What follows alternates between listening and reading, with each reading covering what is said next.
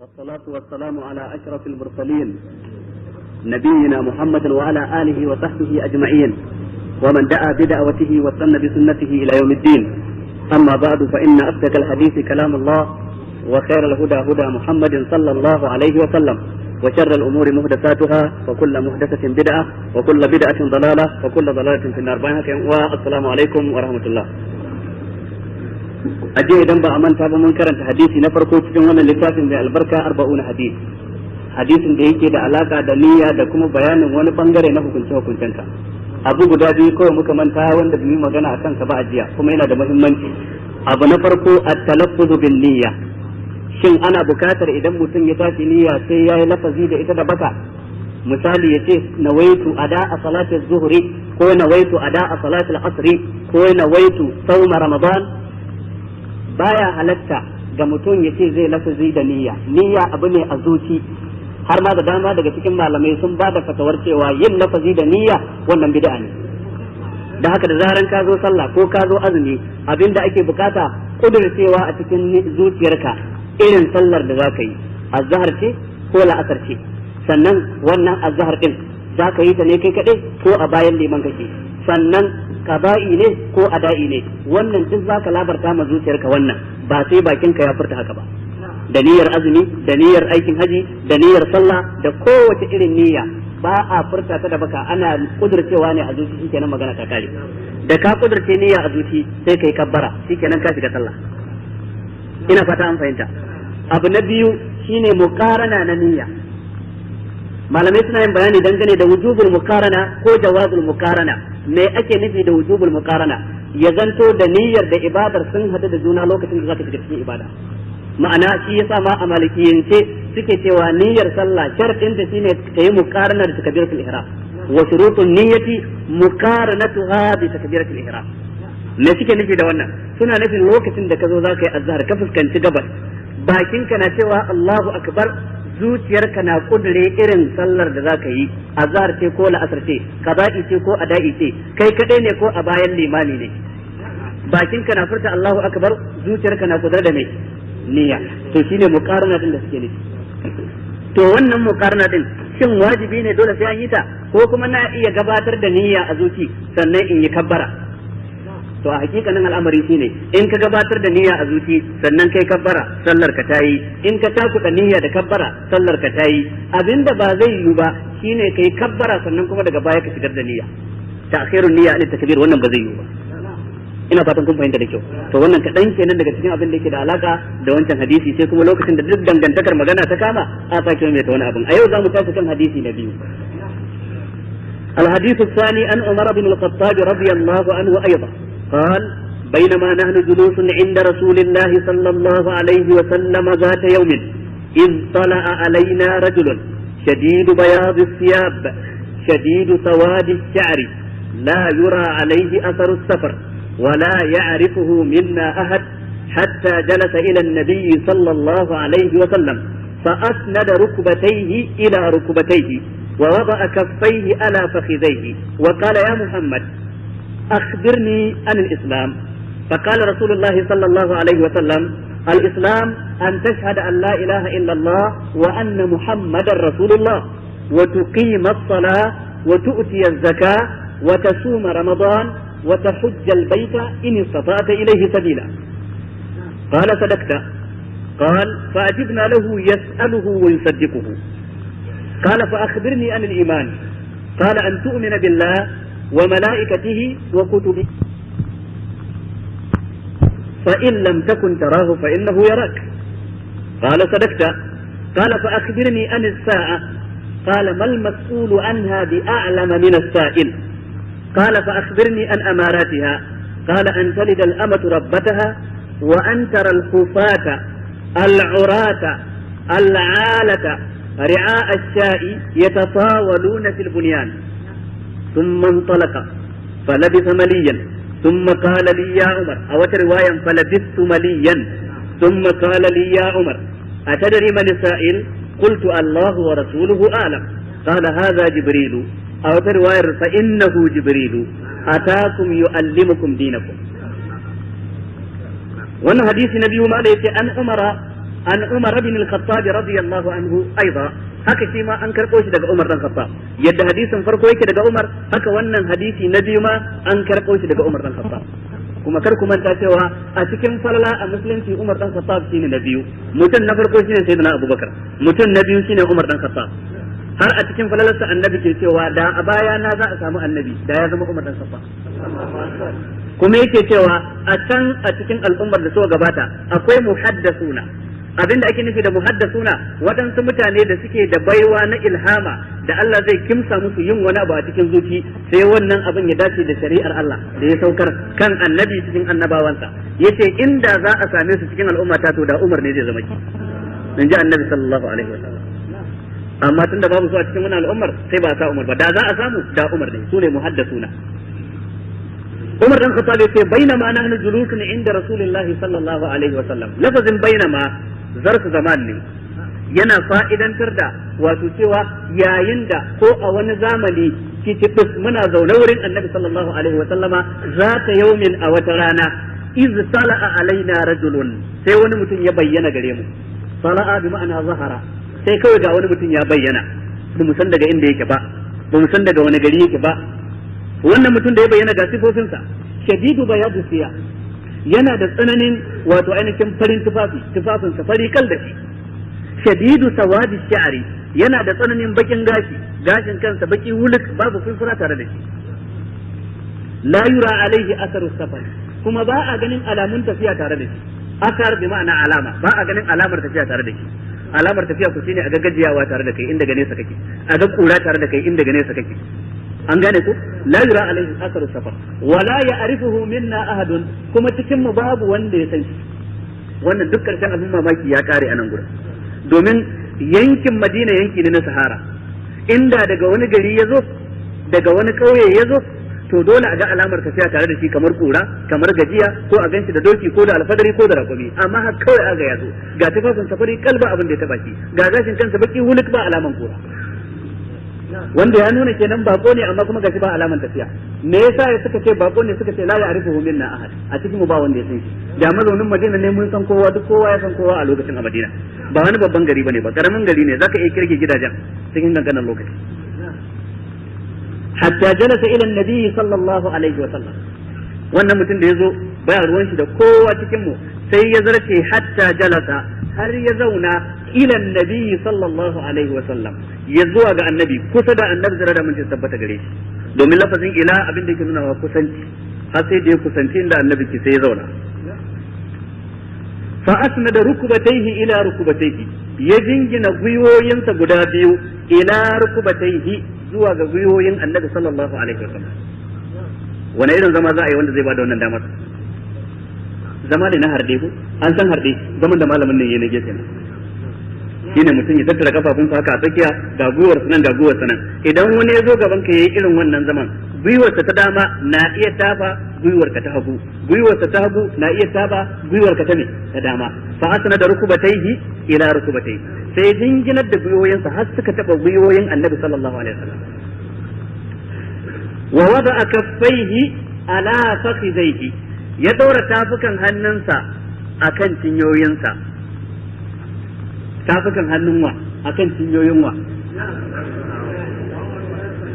ai dole tambaya ta zuwa kan nan domin an kawo wakilin suna ba a bayyana suna ba to shi sai malamai suka yi maganganu daban-daban waɗanda suka ce shi wannan bakon waza a kaffaihi ya ɗora tafukan hannunsa ala fakhidaihi akan cinyoyin annabi sallallahu alaihi wasallam waɗansu kuma suka ce a'a wa waza a kaffaihi shi bakon ya ɗora hannayensa guda biyu ala fakhidaihi akan cinyoyinsa ba akan cinyoyin annabi ba sallallahu alaihi wasallam wanne zai fi dacewa da ladabi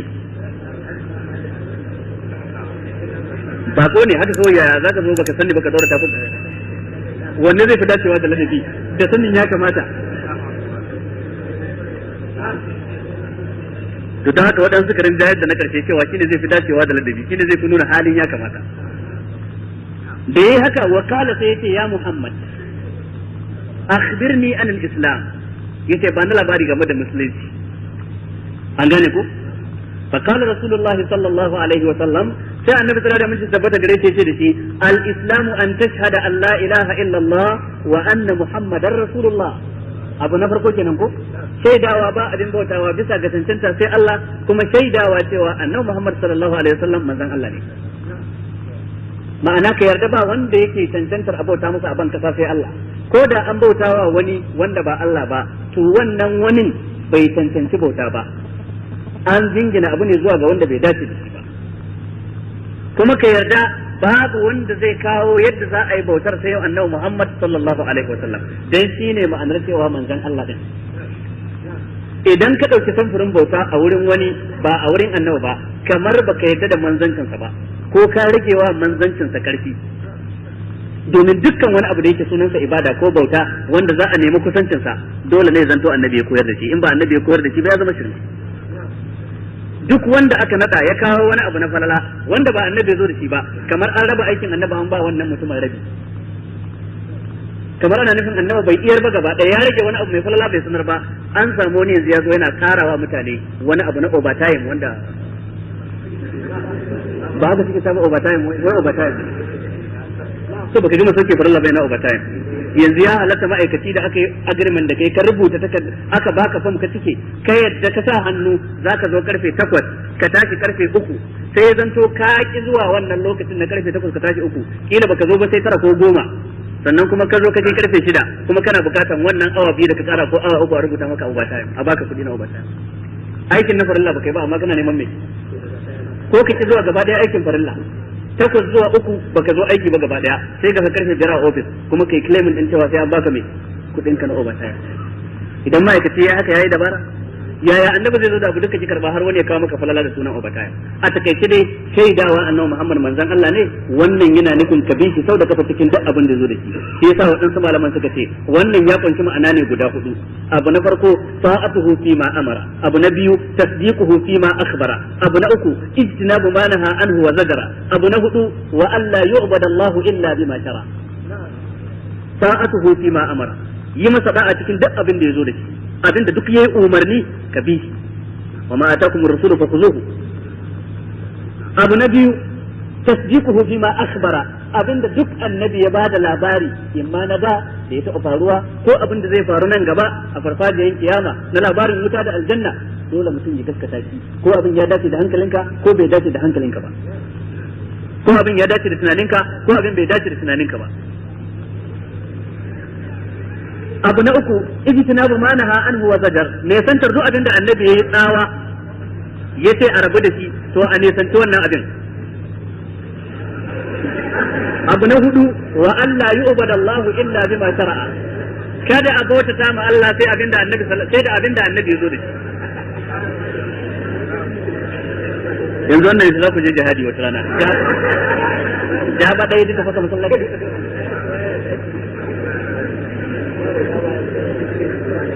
To wannan shine ke dawa cewa annabi Muhammad sallallahu alaihi wasallam manzon Allah ne. Sannan wa tuqima salat, tsayar da sallah ku shine sallatan ta a lokacin ta, gaskiya yayin sharuɗan ta da dokokin ta. Sannan kuma wa tu'tiya zakat, mutum ya bayar da zakka ta wajibi. Sannan kuma azantar Ramadan, sannan kuma haji ga wanda ya sami ikon zuwa. Lokacin da annabi ya bashi ansa kan wannan, qala sadaqta, sai ce kai gaskiya. To wannan abun mamaki na biyu, domin abun mamaki na farko ga wani mutum wanda ba su san shi ba, an gane ko, ga farin tufafi ga bakin gashin kai, ba wani alaman tafiya, kuma ba a Madina yake ba dan ba su san shi ba, amma ga ya zo wurin annabi. To daga ina yake? Kaga wannan abun mamaki ne.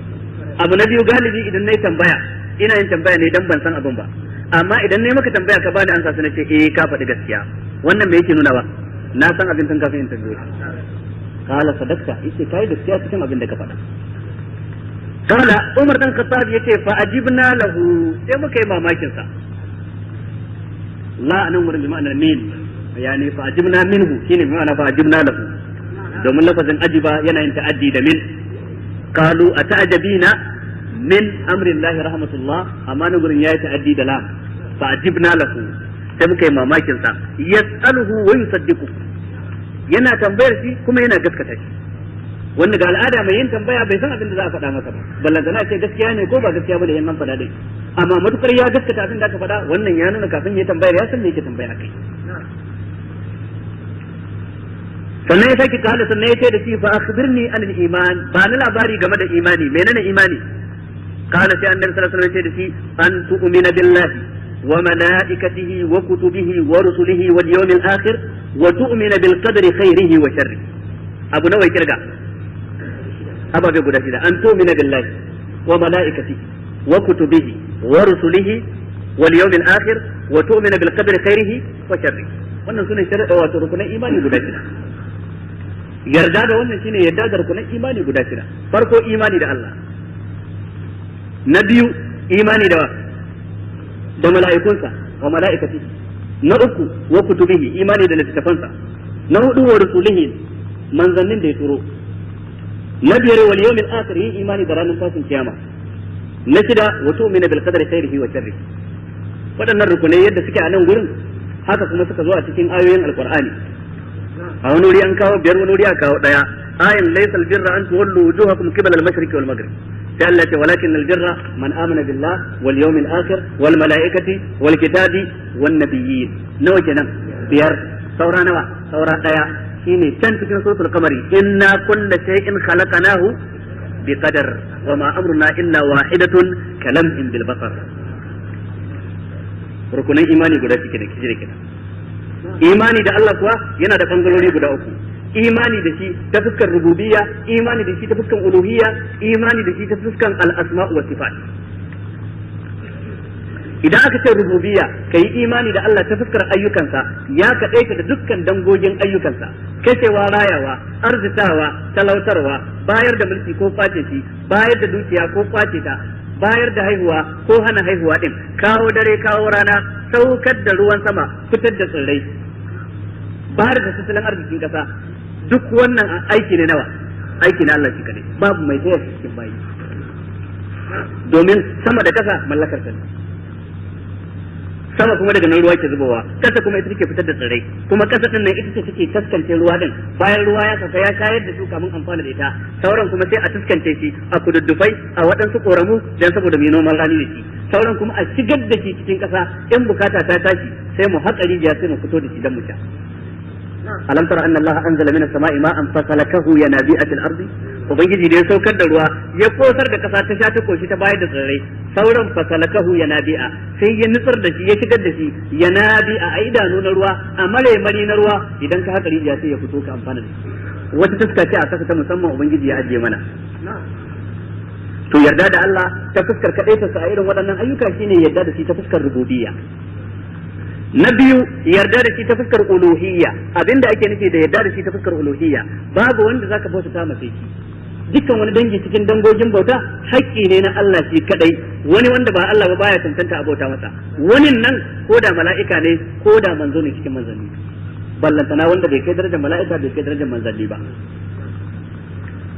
fuska ta uku shine kadaita shi ta fuskar sunayensa da sifofinsa al-asma'u wa sifat dukkan sunan da yake na Allah ne shi kadai yake banta da shi dukkan siffar Allah shi kadai yake banta da ita wani baya kama da shi to kuma ta suna da sifa dukkan sa ba da tunanin mu ne zamu sanya wa Allah sunan da ya dace da shi ba da tunanin mu ne ba za mu jingina masa sifa ba a'a sai da abin da nassin Qur'ani ya tabbatar ko nassi ingantaccen hadisin Annabi ya tabbatar duk abin da aya ta tabbatar a matsayin suna na Allah ko sifa na Allah duk abin da ingantaccen hadisi ya tabbatar a matsayin suna na Allah ko sifa na Allah wajibi ne mu yi imani ne ba za mu karyata ba za mu karkatar da ma'anar wannan kalmar ba ha kawai dan ba ta dace da zuciyar mu ba to wannan shine an tu'mina billahi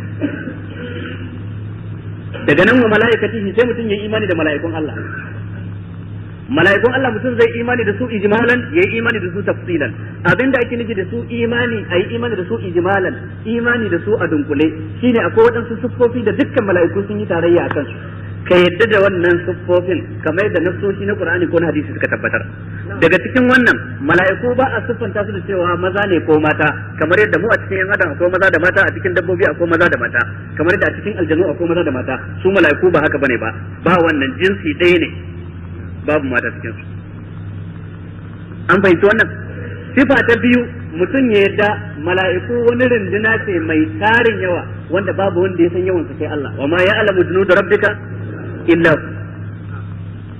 sifa ta uku mala'iku ubangiji ya ba su karfin jiki ya ba su kuma girman halitta suna da girman halitta, suna da karfin jiki. Me ke nuna girman halittar su? Annabi ya ce na ga mala'ika Jibril a daren da aka yi Isra'i da ni, a wannan lokacin na ganci walahu sittu mi'atu jana, yana da fuffuke ɗaya har guda 600. Kowane fuffuke ɗaya zai iya rufe sasannin sama, ta yadda inda mutum zai ɗaga kansa ba zai hango sararin samaniya ba. Kaga halitta ce mai girma. Wannan na nuna girman su kenan. Abin da ke nuna karfin su kuwa a turo mala'ika ya zo ya dauki gari ɗaya ya tumbuke shi gaba daya, ya halakar da gari guda shi kadai, ko mala'ika ya tsawa gari guda ya narke, ko al'umma guda ta tafi babu ita. Wannan shi ke nuna karfin su. Sannan sifa ta gaba, mutum ya yarda cewa duk inda mala'iku suke ba sa saba ma Allah. Da Allah ce la ya'tuna Allah ma amarahum wa yaf'aluna ma yu'marun. Sifa ta gaba, mutum ya yarda mala'iku suna bauta ne tsantsa, bayan ba sa sabo to ko ba su zauna haka ba, bauta suke yi dare da rana. Yusabbihuna al-laila wan-nahara la yafturun. Innal ladzina inda rabbika la yastakbiruna an ibadatihi. Ko da wani lokaci bautar Allah subhanahu wataala suke dare da rana, ba sa gajiya.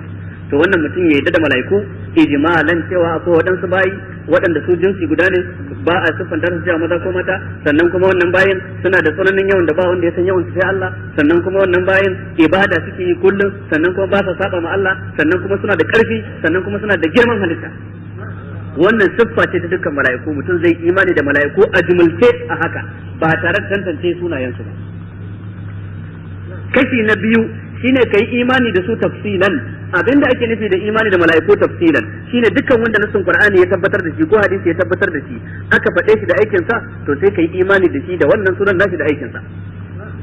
Kamar Jibril sunan sa ya zo cikin Qur'ani, Mika'il sunan sa ya zo cikin Qur'ani, man kana aduwwan lillahi wa malaikatihi wa rusulihi wa Jibrila wa Mikala ko wa Mika'ila ko wa Mika'ila fa inna Allaha aduwwun lil kafirin. Kaga nan an faɗi Jibril, an faɗi wa Mika'il. Me aikin Jibril? Zuwa da wahayi. Sai kai imani da akwai wani mala'ika sunansa Jibril, yana da aikin da aka kallafa masa shine kawo wahayi. Kai imani da akwai wani mala'ika sunansa Mika'il, aikin da aka dora masa shine wato koro iskan da ke dauke da girgije na ruwan sama, zubar da ruwan sama da kuma fitar da tsirrai, shine aikin da aka dora masa. Sannan kuma akwai mala'ika mai suna Israfil. Menene aikin Israfil? Shine busa a cikin kaho a ranar tashin kiyama. Idan ya busa kowa zai mutu, sannan ya sake yin busa a farfado. Wa nufika fi suri fa sa'ika man fis samawati wa man fil ardi illa man sha Allah thumma nufika fihi ukhra fa idahum qiyamun yanzurun. Ayi busa ɗaya duk wata rai sai ta mutu illa man sha Allah, sai wanda Allah ya so. Waye wannan wanda Allah ya so din? Ni dai ban sani ba. Ni ban sani. Domin Allah bai faɗe shi ba, manzon sa cikin hadisi bai faɗe shi ba.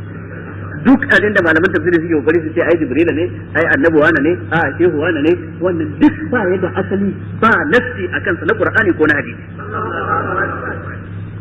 Shi yasa Ibn Taymiyyah ke cewa ka jingina ilimi zuwa ga mai ilimi, in baka sani ba dole ne sai ka faɗa ba. Ban sani ba shikenan magana ta kare. Ba a iya sani sai ta hanyar wahayi, ba wani wahayi ingantacce da ya sanar da cewa ga wannan din. Duk abin da zaka faɗa zato ne, inna zanna la yughni min al-haqqi shay'a. Yace tunda annabi kansa an masa tambaya wani lokacin yayi tawakkufi, yace za a yi busa ranar tashin kiyama, in fito daga cikin kabari, ina fitowa ni ne farkon wanda kasara ta zage ya fito, ina fitowa sai in ga annabi Musa yana rike da gwafa daya ko dirka daya ko fila daya daga cikin filolin al'arsh. Yace to ban sani ba, shin an farkar da shi ne kafina ko kuma shi dama da aka busa bai mutu ba, an sakanya masa da sumar da ya a gidan duniya lokacin da ya da maganin Allah. Aka bayyanar da hasken Allah kan wani dutse, dutsen ya rike annabi Musa ya faɗi su mun meko. Yace to ban sani ba, shin an farkar da shi ne kafina ko kuma shi dama tun bai mutu ba. Annabi kansa yace bai sani ba. Kai dole sai ka sani a nan gurin. Dole sai ka sani. Sai kai shiru tunda ba wahayi kai. Wannan mala'ikar da wannan busa shine wa Israfil. Wannan sunan sai ya tabbata a cikin hadisi riwayar Muslim. Annabi yana yin sallan dare, a cikin sallan dare yana du'aul istiftahi. Bayan yayi kabbara sai ce Allahumma rabba Jibril wa Mika'il wa Israfil fatir as-samawati wal ardi alim al-ghaibi wash shahadati anta tahkumu bayna ibadika fima kanu fihi yakhtalifun ihdini lima ikhtalafa fihi min al-haqqi bi idhnik innaka tahdi man tasha'u ila siratin mustaqim. wannan shine abin da annabi ke bude sallan dare da shi, sannan ya isti'aza, ya yi bismillah, sannan ya kama karatun Fatiha ya gama, sannan ya karanta surar da yake so ya karanta a sallan dare. ko yau zaka yi ya halatta kai wannan, sunna ne kai wannan.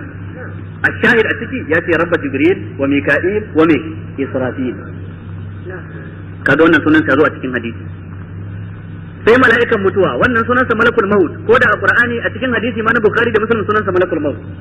hadisin da yake cewa sunan sa Azra'ilu bai tabbata ba, hadisi ne mai rauni, dan haka sunan sa malakul maut. qul yatawaffakum malakul maut allazi wukila bikum, haka hadisin Bukhari da Muslim ma haka suka ce fa ja'atihi malakul maut, sai mala'ikan mutuwa ya zo wa mutum lokacin da za a karɓi ransa kenan, dan haka ba wani suna Azra'ilu. daga nan sai Malik, mala'ikan da ke tsaron wuta, wa nadaw ya malik li yaqdi alaina rabbuk qala innakum makisun laqad ji'nakum bil haqq walakin aktsarakum lil haqqi karihun. to kaga wannan duk sunayen sa ya tabbata ta fuskar nasu. daga nan akwai munkar, akwai nakir, akwai hadisi ingantacce riwayan Abubakar ibn Abi Shayba ya tabbatar da sunayen su. masu tambaya a cikin kabari guda biyu. to kaga duk mala'ikan da sunansa ya zo da aikinsa, to wajibi ne ka san wannan sunan nashi kamar yadda nasu ya kawo, ka kuma san aikinsa. amma dukkan mala'ikan da ba ambaci sunansa ba ko aikinsa, sai dai ka yi imani da shi a kashin farko na imani da muka faɗa a jimilce a dunkule, cewa dai yana da siffofin da sauran mala'iku suke da su irin wanda muka ambata a baya. kaga al-imanu bil mala'ika yanqasimu ila al-imanu bihim ijmalan wal imanu bihim tafsilan. to haka imani da littattafai ma haka yake, ijmalan da tafsilan. ijmalan kowane annabi ya zo da littafi, ba wani annabi da Allah ya turo face sai ya zo da littafi. tafsilan kuma Allah ya ambata mana guda 4 kacal cikin littattafan nan, sune me, wato zabura ta annabi Dawud, at-taura ta annabi Musa, linjila ta annabi Isa, sai qur'ani na shugaban halitta annabi Muhammad sallallahu alaihi wasallam. banda wannan sauran annabawa mun san dai an ba su littafi, yaya sunan littafin ba mu sani ba, babu kuma wanda ya sani, dan nassin qur'ani bai faɗa ba, hadisin annabi bai faɗa ba. idan mutum bai tambaye ka wani littafi aka bai wa annabi Shu'aibu, sai ka ce ban sani ba. wanne aka bai wa annabi Salihu, ban sani ba. wanne aka bai wa Hudu, wanne aka bai wa Nuhu, duk ban sani ba, dan Allah bai faɗa ba, manzansa bai faɗa ba, ya dai ce ya ba su littafi, sunansa ba mu sani ba. ba kuma a wajabta min in sani din ba, da ana so in sani sai a saukar da aya ko a yi bayani cikin hadisi dan in sani. tunda aka kyale ba a so in sani, sai in kame bakina, kar in ce sai na gano sunan, tunda dai wahayi ya riga yanke tunda annabi ya bar duniya. duk wani wahayi da zai zo zuwa wahayin shaytan ne, amma dai wahayin da ke zuwa da sako tunda barin annabi duniya wahayi ya riga yanke. haka imani da manzanni shi ma ya kasu gida biyu. imani da manzanni a jumulce cewa ba wata al'umma face sai Allah ya turo mata da manzo, wa in min ummatin illa khala fiha nadhir. wannan domin kulawar Allah da bayansa, kare bar su sakaka ba su san makoma ba, sai ya turo musu da manzo. amma manzannin da aka san sunansu wannan guda 25 ne wanda nassin Qur'ani ya tabbatar, banda su sauran ba a san sunansu ba kuma a kallafa mana mu san sunansu ba. galibin manzannin da muke samun sunansu a cikin littafin Isra'ilawa, a ce Shamulu, akwai wani annabi Hizkilu, duk wannan Isra'iliya ce. amma ka duba cikin Qur'ani an kawo maka sunayen manzanni, ga sunan gurin a cikin tilka hujjatuna, cikin surat abin an kawo maka wato har guda 18 a jere cikin wa tilka hujjatuna atainaha ibrahima ala qaumi narfa'u darajatin man nasha inna rabbaka hakimun alim wa wahabna lahu إسحاق ويعقوب كلا هدينا ونوحا هدينا من قبل ومن ذريته داود وسليمان وأيوب ويوسف وموسى وهارون وكذلك نجزي المحسنين وزكريا ويحيى وعيسى وإلياس كل من الصالحين وإسماعيل واليسع ويونس ولوطا وكلا فضلنا على العالمين. شاتكوس أنا أجري ثورا كما ذاك جيك نيسا أو أن سورة رندبان أتكلم القرآن من جرما إن كهذا 25 سو أكا أنبتسونا سودان كثني sauran ubangiji ya ɓoye maka su bai so ka sani ba, sai dai kawai kai imani cewa duk al'umma da su zo ban kasa lalle an turo mata da manzo. to kaga su ma imani da su ijmalun imani da su tafsilan. wal yawmil akhir, mutum ya imani da ranar tashin kiyama, ranar lahira kuma shine ranar karshe, ranar da idan ta zo wato ainihin za a yi sakamako ga bayi, za a kididdige ayyukan bayi, za a yi sakamako ga aljanna ga wanda ya awa Allah biyayya, za a yi sakamako ga gidan wuta ga wanda ya saba ma Allah ta'ala. وتؤمن بالقدر خيره وشره. إيماني da kaddara, me yake nufi da imani da kaddara? imani da kaddara ya kunshi ababai guda hudu ne. In kai imani da su a dunkule su ne za su baka yin imani da kaddara. Abu na farko cikin guda hudun shine ilimi, cewa ubangiji ta'ala ya san dukkanin halittunsu da ayyukansu da inda za su zauna da kwanakin da za su yi da sana'o'in da za su yi tun kafin halittansu, ya san da wannan. Abu na biyu, ubangiji ya rubuta duk kai kawo din da halittunsa za su yi, ayyukansu, soja da ɗan sanda da ɗan kasuwa da malami da ɗan makaranta, wannan tun kafin a halittu duniya da shekara 1000 ya rubuta wannan ya ajiye, kamar yadda hadisi ya nuna. Abu na uku, mashi'a ta Allah. Abinda ake nufi da mashi'a, ganin damar Allah. Ba abin da zai faru a cikin duniyar nan na mutuwa ko na rayuwa, na ɗaukaka ko na kaskanci, na cuta ko na lafiya, face sai Allah ya ga daman faruwansa. Domin mulkin Allah ya sha bamban da mulkin sauran jama'a. Mutane ne za su ga abu ya faru cikin mulkin su ba su so ya faru ba, kuma dole su gan shi ya faru.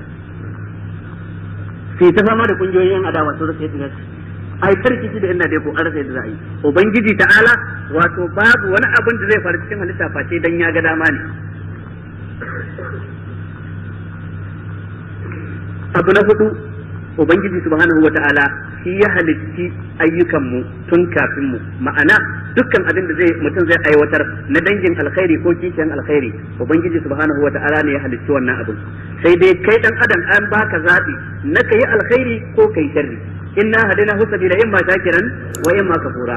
Baka kafa hujja ranar tashin kiyama kace ai Allah ya riga ya kaddara zan yi kaza tun lokaci kaza, dan haka in ya so in yi da'ar zan yi, in ya so in yi sako shi ne ya ga dama, ni ba ni da zabi.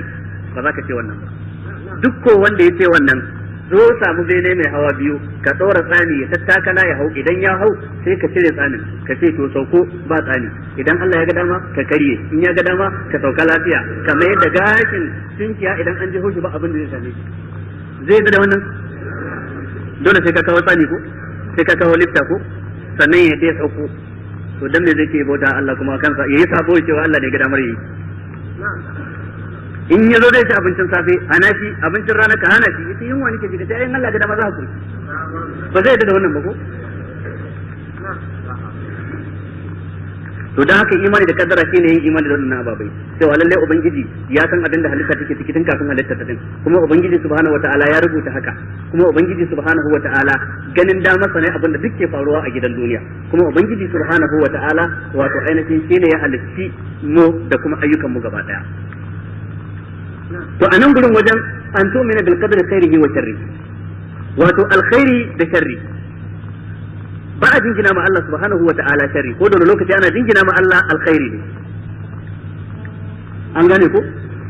Dan haka cikin kullu Allahumma malikal mulki tu'til mulka man tasha wa tanzi'ul mulka mimman tasha wa tu'izzu man tasha wa tuzillu man tasha bi yadikal khair.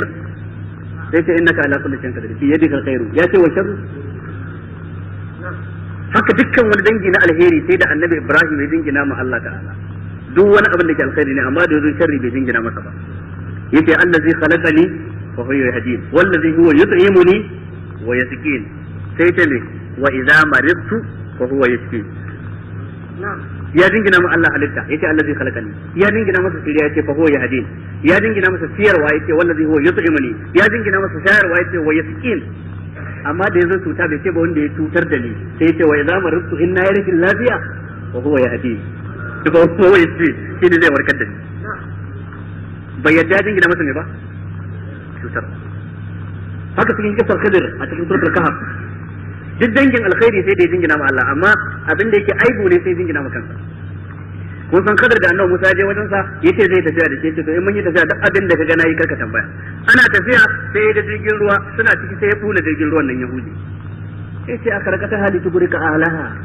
Sai ka zo ka huda jirgin ruwa dan ka halaka ka dalmiyar da mutane cikin ruwa. Ina garji tafiya ne. Sai ce to ban faɗa maka ba cewa karka yi mun tambaya in kaga nayi wani abu. Sai ce la tu'akhirni bima nasit wa la turhikni min amri. Kar ai mantuwa ce, kar ka kama ni da abin da nayi mantuwa.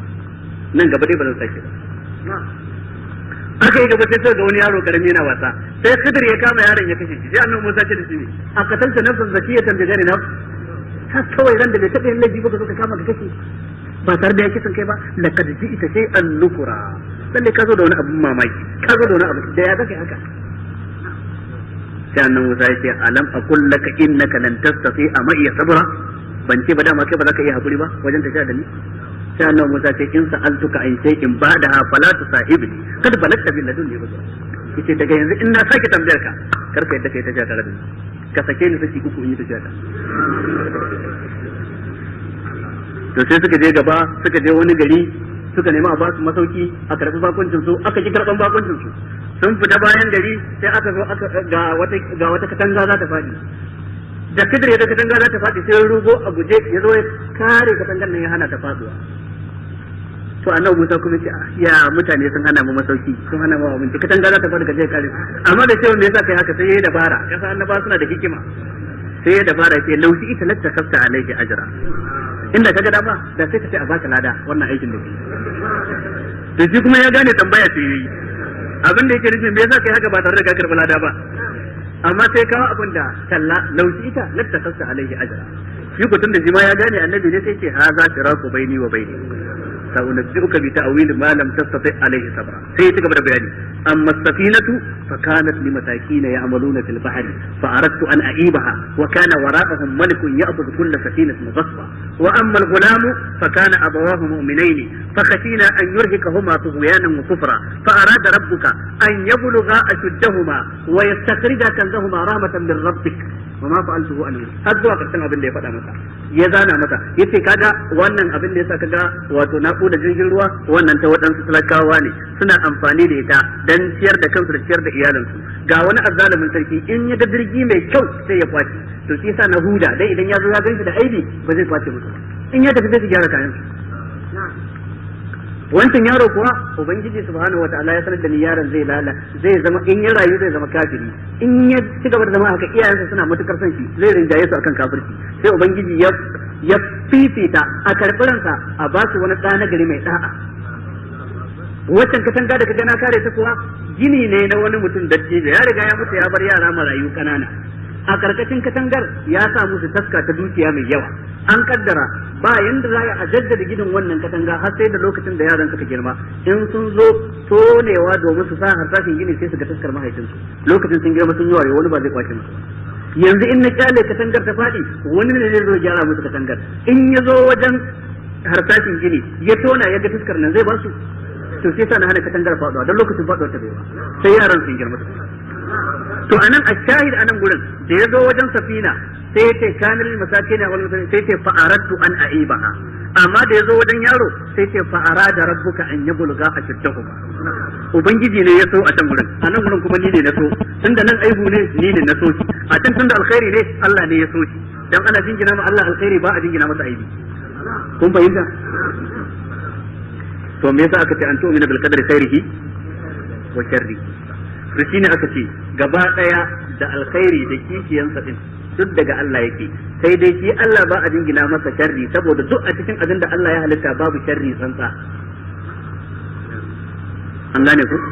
babu sharri tsantsa. in kaga sharri tsantsa to wannan sai dai dangane da shi dan adam, amma ta fuskar ubangiji subhanahu wataala abin ba sharri bane ba. yanzu da idan aka dora masa ciwon kai ta iya yi wani fuskance shi a matsayin mai sharri, amma kuma ya tabbata cikin hadisi duk wanda aka tsora wata cuta ko kaya mutum ya taka za ta kankare masa mai zunubinsa. kankare zunubi sharri ne ko alkhairi? alkhairi. amma duk da haka ba za ka so baka yi ni ka kwana kana zazzabi ko kana ciwon kai, saboda ne kai a gare ka sharri ne, amma a wurin ubangiji sharri ne ba sharri ba ne. to da haka ba a jingina mu Allah sharri saboda duk abin da ya halitta akwai wani alkhairi a koye wanda shi dan adam ba zai iya gano shi ba. an gane ko? wanda duk Allah ya azabta a nan gidan duniya dan saboda ya saba ma Allah, shin wannan abin da Allah ya kama shi da shi na azaba zalunta sai ko adalci ya masa? adalci kuma alkhairi. amma shi tunda azaba ta hau kansa ta zama masa sharri. an tu'mina bil qadri khairihi wa sharrihi. qala sadaqta, malaika yace da shi kai gaskiya. qala fa akhbirni an ihsan, yace ba ni labari menene ihsani. قال أن تعبد الله كأنك تراه فإن لم تكن تراه فإنه يراك. كبوت سامع الله كمال كان جننسا دai in baka ganin sa shi yana ganin ka.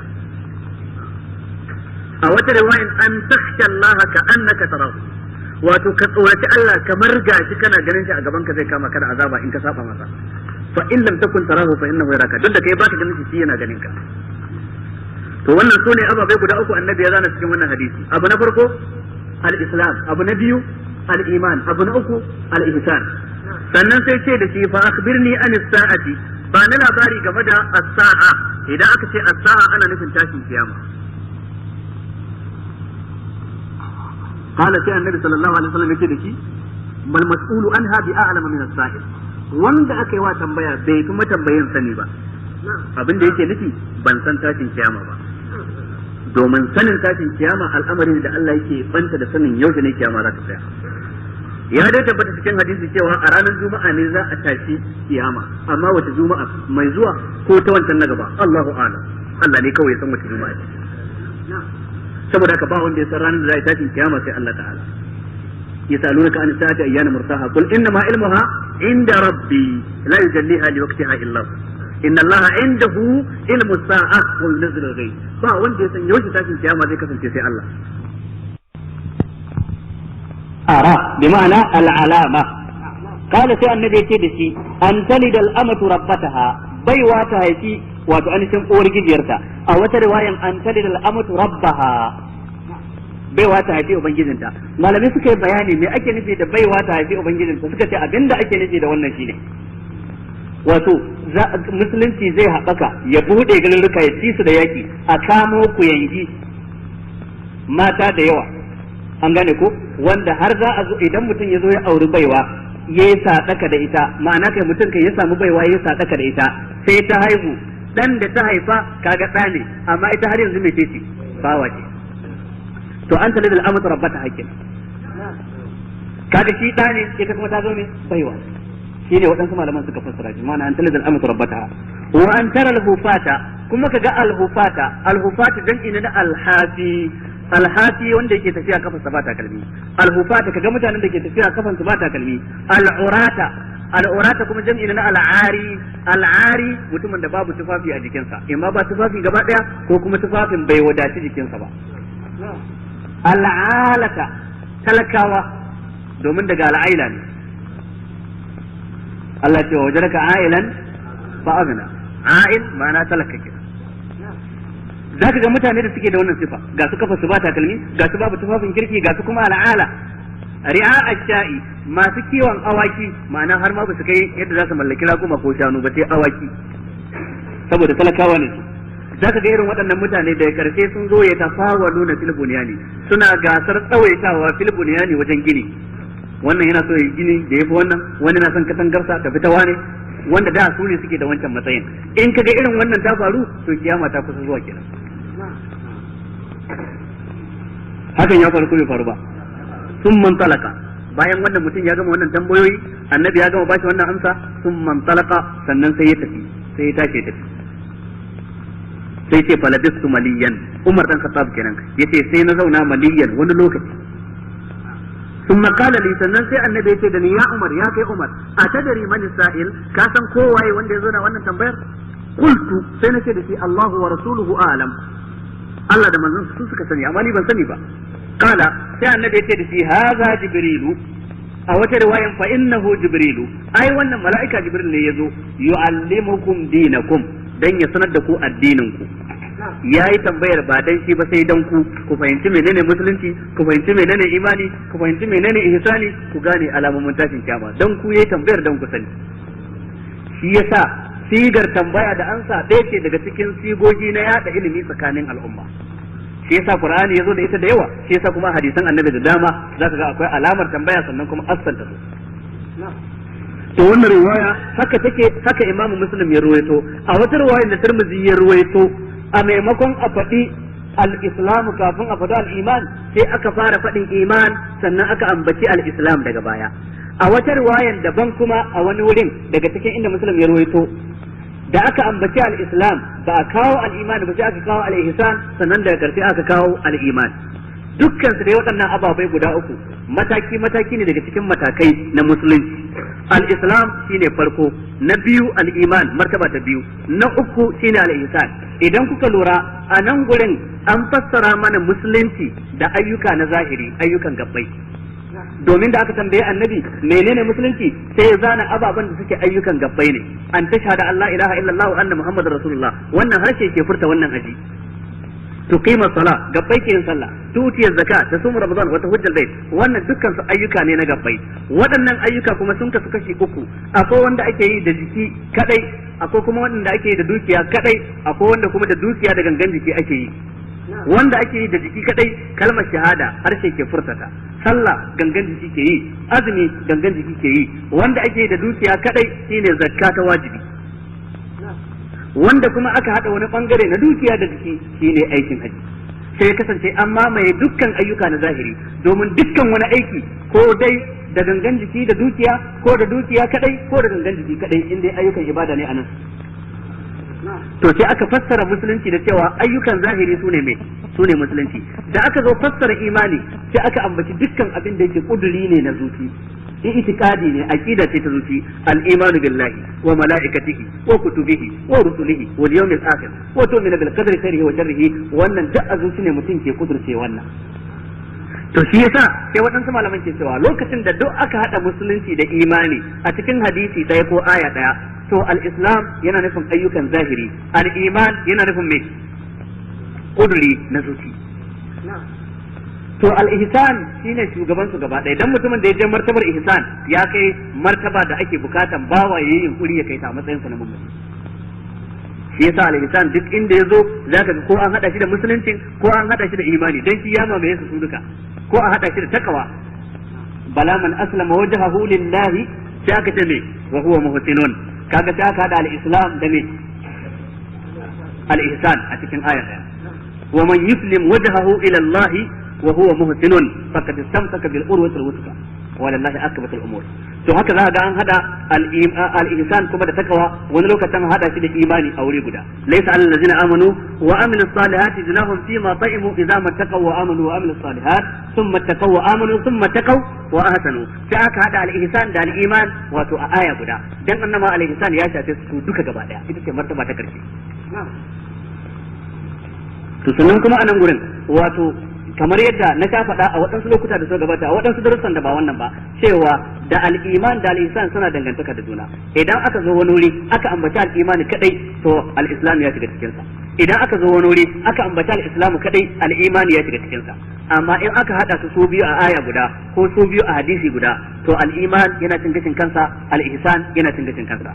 Sai zanto al-iman wato yana nufin kuduri na zuci, al-islam kuma yana nufin me, ayyuka na gabbai na zahiri.